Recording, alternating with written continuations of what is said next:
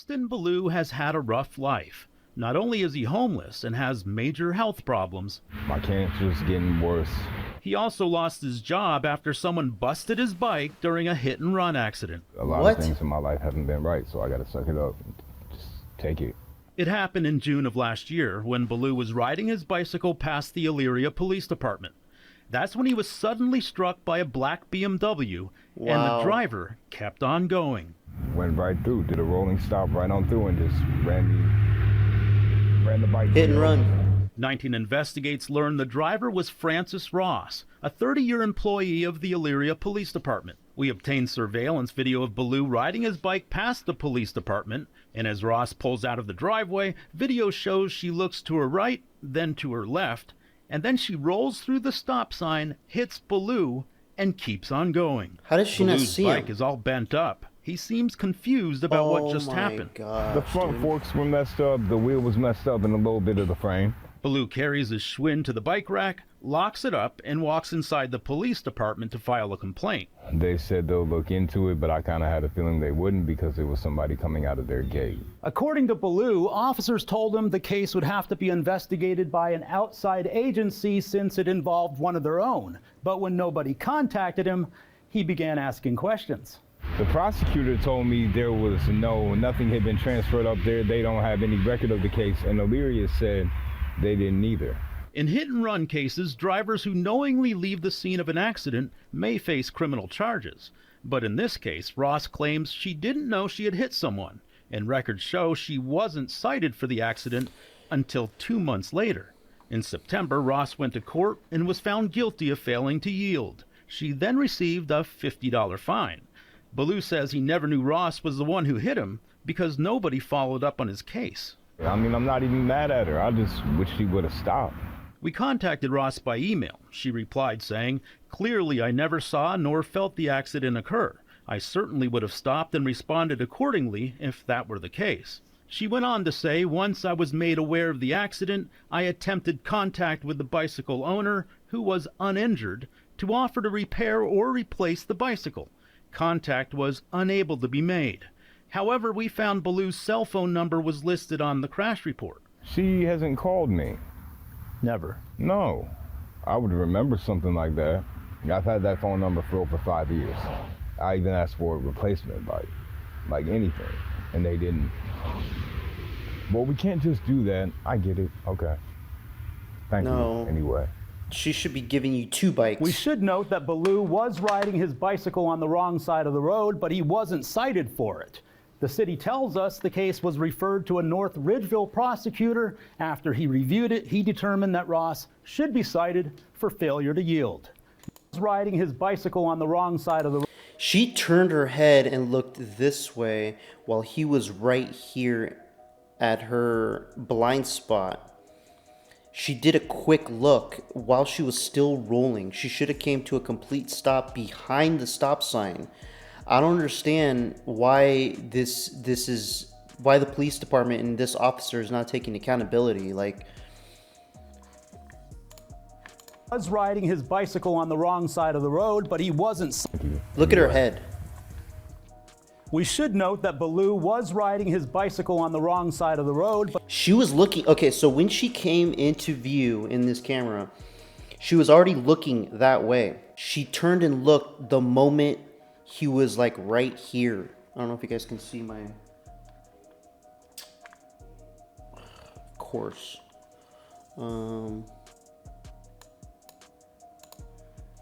on the wrong side of the road, but he wasn't cited for it. I'm gonna try to zoom in for you guys so you guys can see her head. But regardless, she didn't make a complete stop. She did a California roll and Was riding his bicycle on the stopped way past the stop sign. She should have been, nah. I would have raised hell with that. Let me know what you guys think in the comments below on this video. Getting the very latest from Fox Business this morning, we are learning Apple is committing $500 billion to the U.S. economy in a historic initiative. The company announcing it on this Monday, marking an extraordinary new chapter in the history of American innovation.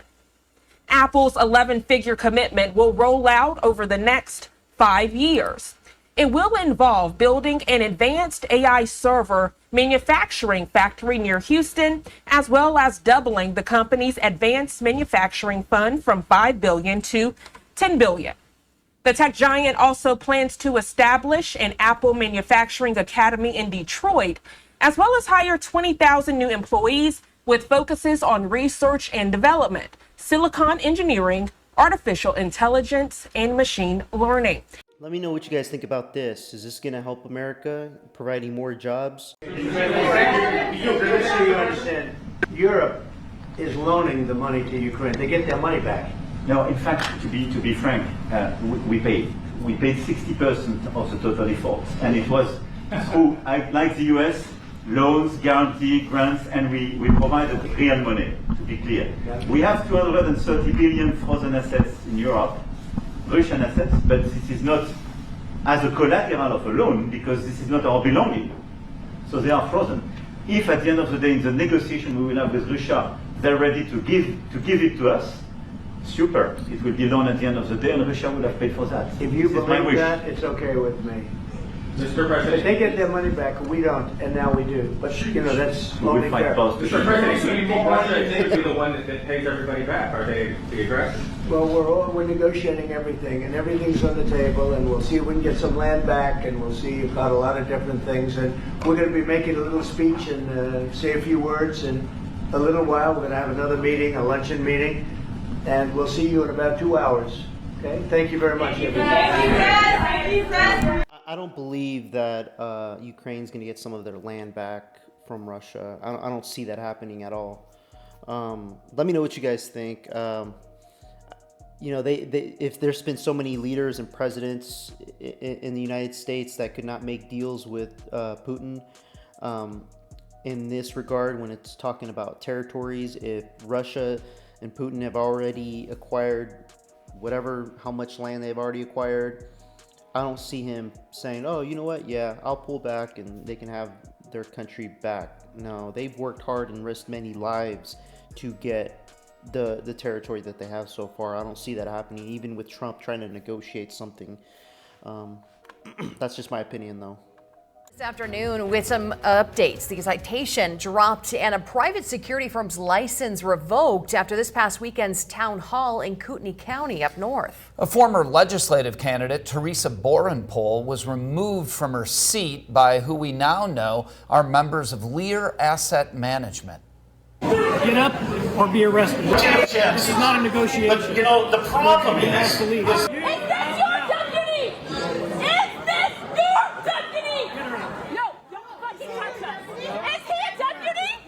After shouting several things during the town hall like women are dying during the public discussion, Kootenai County Sheriff Bob Norris, you heard there, walks up to her, says you can get arrested or be quiet. She refuses, and then those three members of Lear Asset Management grab her and drag her out of a chair onto the ground, out of the auditorium, and try to tie her hands with zip ties. As this happened, the MC is saying sometimes you have to get aggressive and tells her comments are stupid and her voice doesn't matter. Sheriff Norris, you saw in the background, recording what was happening while encouraging her removal. But the men not answering her questions of who are you, are these deputies, and they aren't wearing anything identifying them as security. That's something law requires. Now, the Coeur d'Alene Police Department sharing this statement that you see on your screen. During the initial investigation, officers learned Borenpol bit one of the men. With the officers' limited information at the time, Borenpol was cited for battery. But after reviewing all the video, the city prosecuting attorney's office has moved to dismiss the battery citation. They say in part that this is a, quote, complex incident and detectives are continuing to investigate. The Kootenai County Sheriff's Office reports that Sheriff Norris's conduct is also being investigated by an independent probe. Teresa Borenpol responding on social media saying she believes her First Amendment. I already read this. You guys can read this too. They're taking too long to get to this point, but free speech and my right to assemble. Okay, you do have the right of free speech, but when you're going to start interrupting and be a nuisance while the rest of people in the surrounding area are trying to get information from the speakers up front and you're being obnoxious, you're restricting other people's free speech, the speaker, from getting out information. So, I mean, there's a little bit give and take here. Like, the guy shouldn't have done anything to her. They should have called the police. An officer should have came and took her out. Or she should have been smart enough to keep her mouth shut or wait her turn to speak when it was appropriate. Or leave. That's just my opinion, though. Visiting the White House Monday for an urgent meeting as President Trump tries to broker an end to Russia's war in Ukraine. My greatest legacy, however, will be as a peacemaker and a unifier. Calling Ukrainian President Volodymyr Zelensky a dictator, blaming Ukraine for the war starting, just some of the reasons President Trump has left allies questioning the future of U.S. support. If we do not guarantee the security of this territory within Europe, then how can we guarantee our own security for one and all? French President Emmanuel Macron not afraid to correct President Trump's false claims about European aid. Just so you understand, Europe is loaning the money to Ukraine. They get their money back. No, in fact, to be frank, we paid 60% of the total effort. Earlier in the day, more than a dozen Western leaders met in Kyiv for a public show of support. Putin will not give us this peace. He will not give it to us in exchange for something. We must get... I don't like that Trump's going around saying he's a peacemaker, and then second clip saying he's calling Zelensky, Ukraine's president, a dictator. That's not what peacemakers actually do. If you're going to be a peacemaker, you speak words that promote peace. Calling somebody a dictator isn't a good thing. It's a bad thing. So his cabinet and people around him need to put Trump in check when it comes to how he's speaking to the world, because stuff like that he's gonna start losing supporters in this country speaking like that. That's not why we elected him. Not if he's gonna say he's gonna be a peacemaker, he better show it through his words as well. I mean, there's a way of speaking, peace through strength. You got to be tough in your words, but how are you gonna bring somebody to the table if you're gonna say, hey, they're a dictator? Everybody on the left was calling Trump a dictator. Was that them being a peacemaker? No, it was not. I think a little bit of the left is getting into Trump's mind and he needs to chill out with that.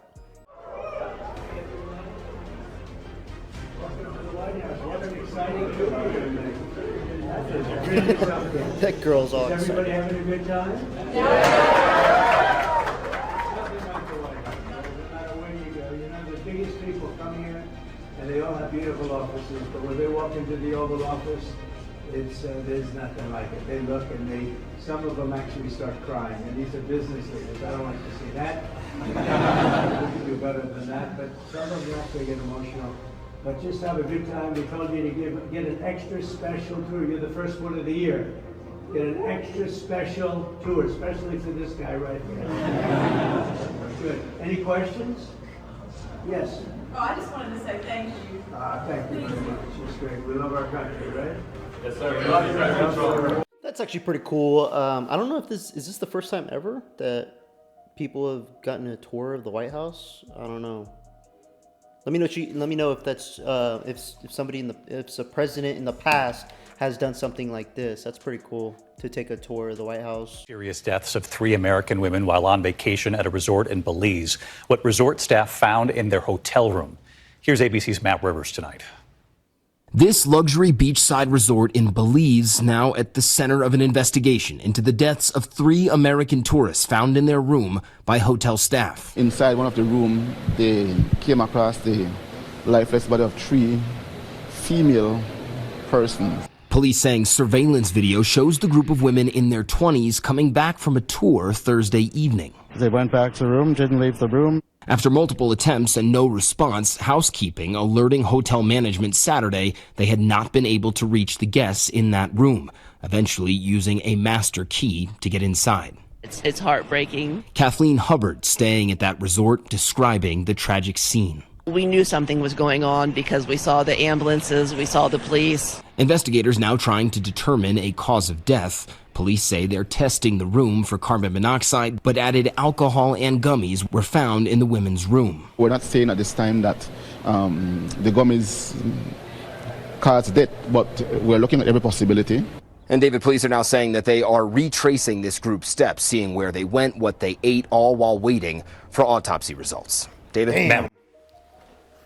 Damn, gotta be careful out there.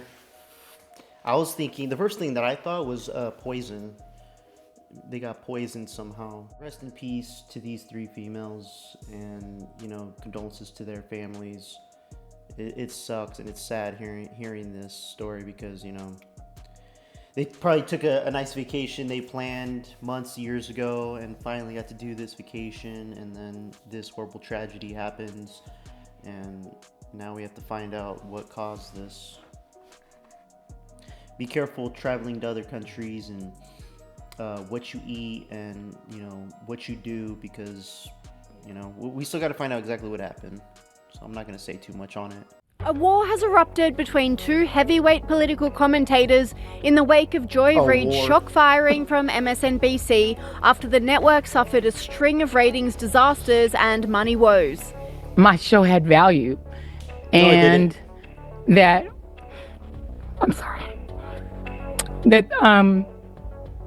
what I was doing had value. And in the end, I try not to cry on TV. And I think this is kind of like being on TV, so I apologize.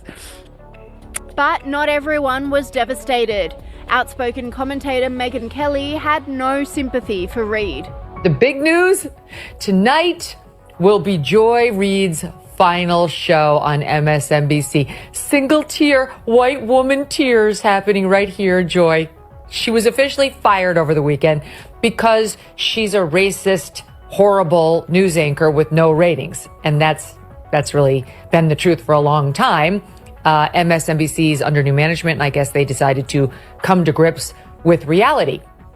The truth is, this is very sad news for us, as she's provided so much material over the years. I feel the way I felt when Brian Stelter got fired, but he came back, and you never know. I'm sure Joy Reid will wind up doing something where we will continue to get to respond to her absolutely insane POV. This sparked a war of words online, with former CNN host Don Lemon blasting Kelly's response. Let me just say to Megyn Kelly, in my 30-some years as a journalist and my 50-some years as a person of color, go f*** yourself. Okay?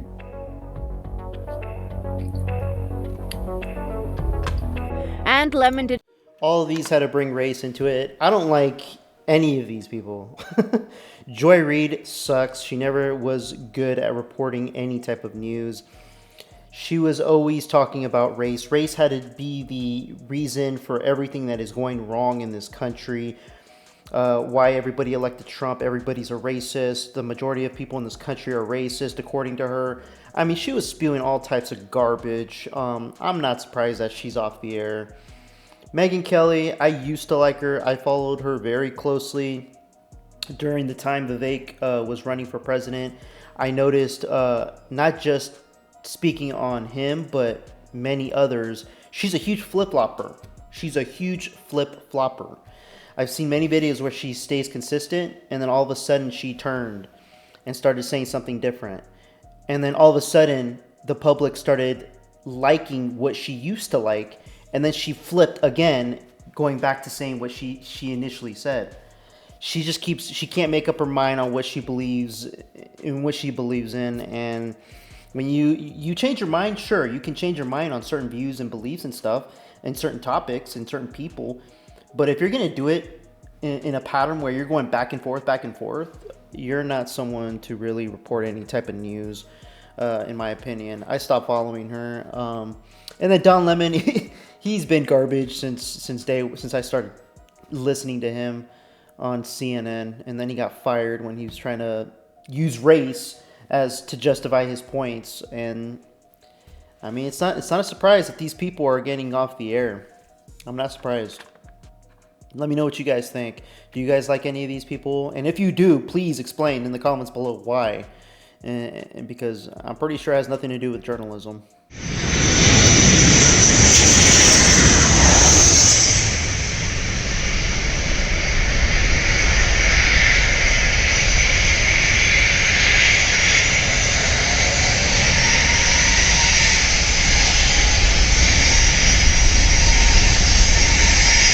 I don't understand what's going on.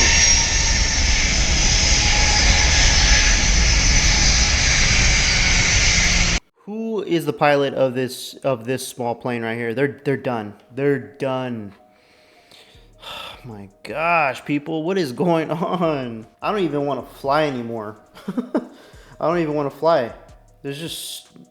Lately there's just been way too many accidents going on with planes, and man, I don't know what needs to happen to prevent all this. I mean, people need to be extra aware. More training needs to be handed down with pilots, air traffic controllers. Everybody needs to have rigorous training, like weekly training, because this is getting out of hand. They need to start revamping training again or something. I don't know how it goes. If any of you out there have your pilot license or know the industry, can you guys comment below and let me know like what kind of training these pilots have, like after they get the positions to fly aircraft? Are they still doing continuous training? Is it weekly, monthly, yearly? Recertifications, are they yearly, every 2 years, 5 years? I don't know. They need to start ramping that up a little bit, because lately it's getting sloppy. Let me know what you guys think in the comments below. And that's all I have for you guys today for the news. Let me know what you guys think about any of these topics. Until next time, peace out, guys.